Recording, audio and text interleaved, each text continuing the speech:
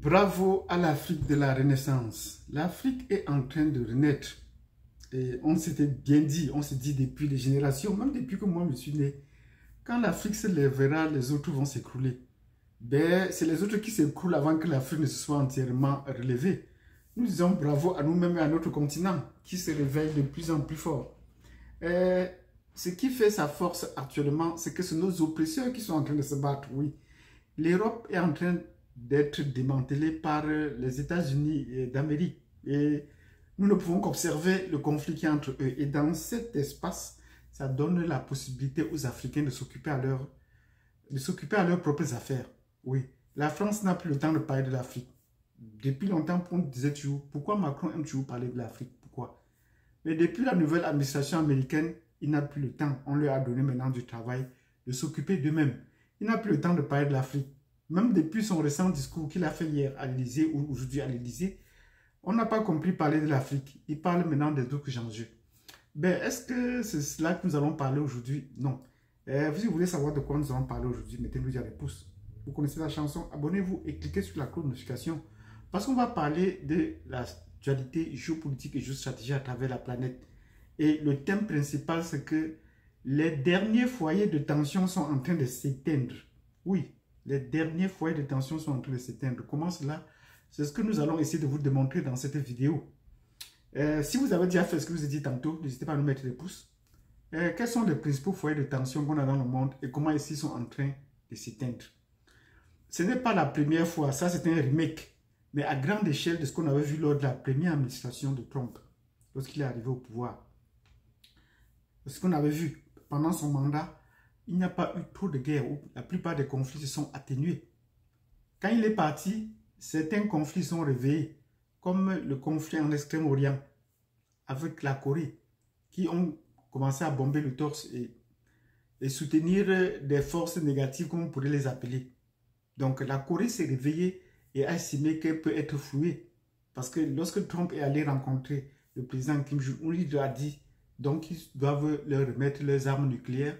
Et les États-Unis vont assumer la protection. Ça, c'est Trump qui le disait. Les États-Unis vont assumer la protection.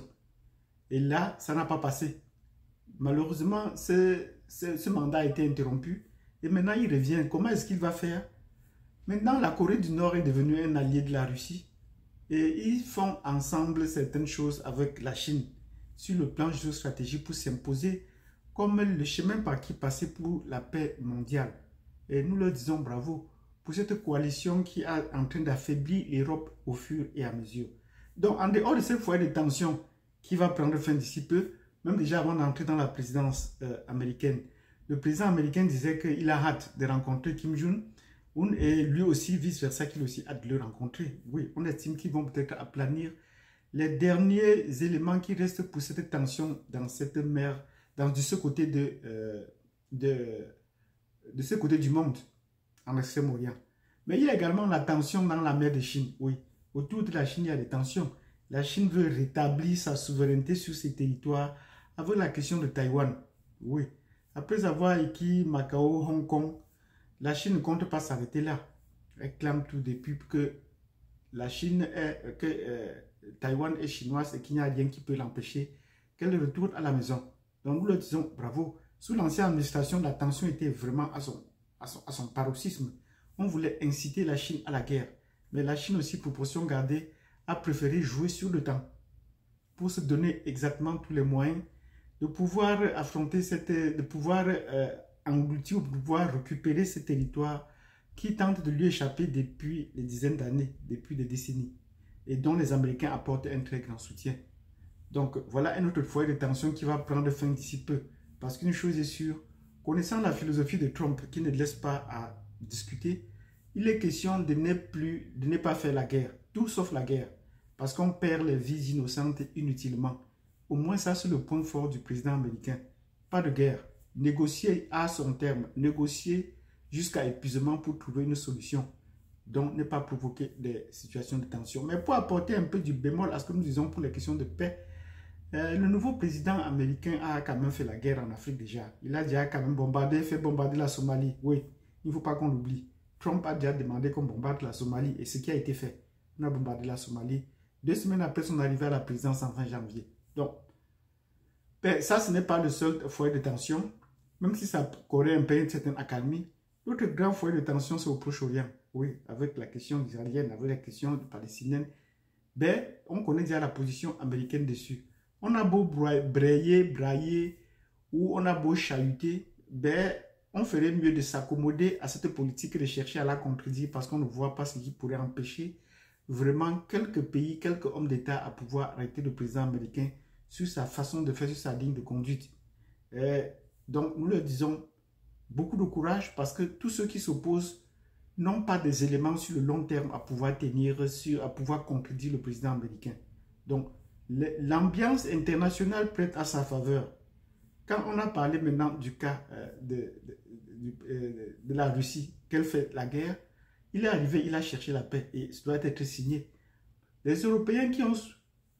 Zelensky est parti à la Maison Blanche, la Maison Blanche, il y a eu un clash. Ça continue à tourner sur les réseaux sociaux. Mais les Européens n'ont pas vu la chose de la même façon. Alors que les Américains et la plupart des pays du monde ont pensé que c'était impoli de la part de Zelensky de venir dans le bureau ovale et de commencer et de continuer à réclamer de l'aide, du soutien militaire pour faire la guerre. On lui a dit non, on ne peut pas. C'est impoli de votre part parce qu'il y a déjà beaucoup de vos compatriotes qui sont morts et qui vont continuer de mourir si on continue à aller dans ce sens. Pourquoi? Donc, il est rentré en Europe et les Européens ont clamé victoire. Il a résisté à Trump. C'est une très bonne chose d'avoir résisté à Trump.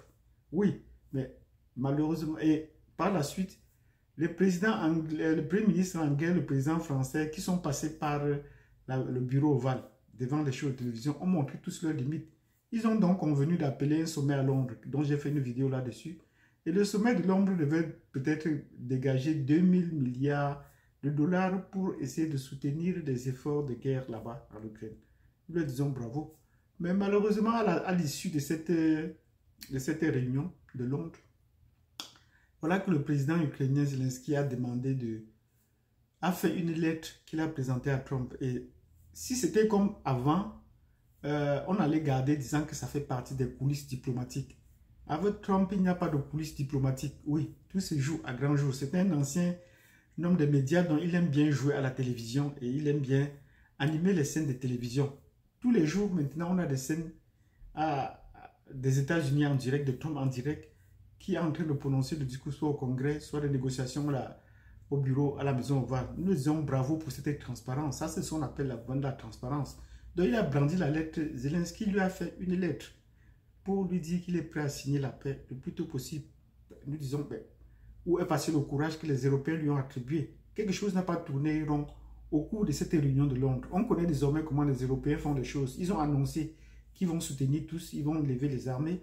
Le président français a fait un discours à son peuple disant qu'il faudrait qu'on envoie des troupes là-bas pour que ce ne soit pas aussi facile parce que la Russie continue d'être une menace. Malgré le fait que J.D. Vance a dit que ce n'était pas une menace, ben, le président français continue à dire que c'est une menace. Et dans tout cela, il va dans les coulisses et cherche à rencontrer le président russe.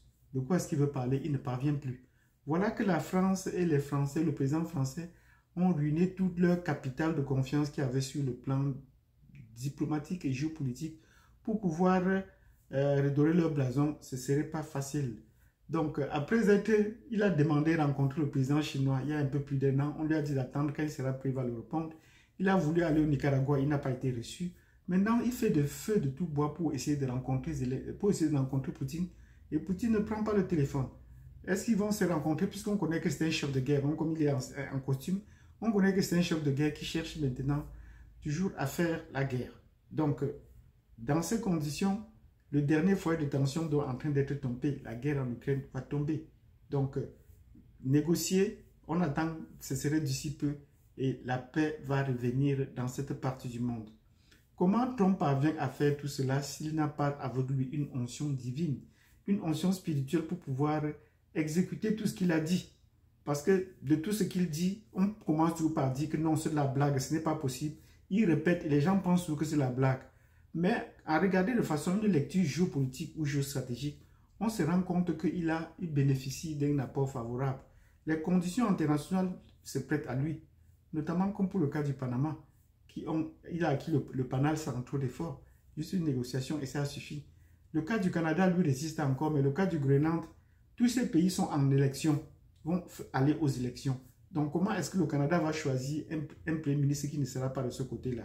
Et comme parler du Canada, c'est parler de la Grande-Bretagne, de l'Angleterre, parce que c'est sa colonie.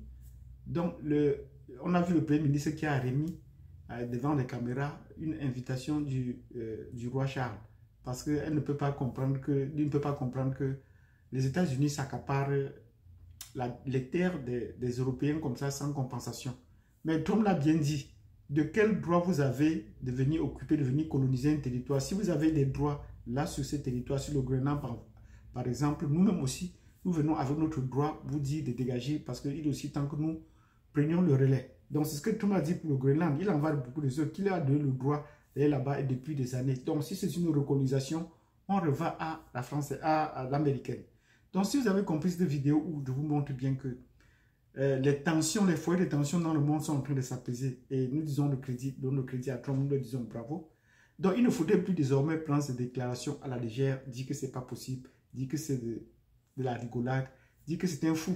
Ben, il fait des choses plus réalistes et est prêt à confronter les gens en direct dans les débats télévisés. Donc nous lui disons bravo et voyons et attendons qu'on signe vivement la paix et qu'on passe à autre chose pour qu'on passe au business et au bien-être des peuples, des individus et des peuples. Bravo, bravo et bravo. Et on se dit à tantôt.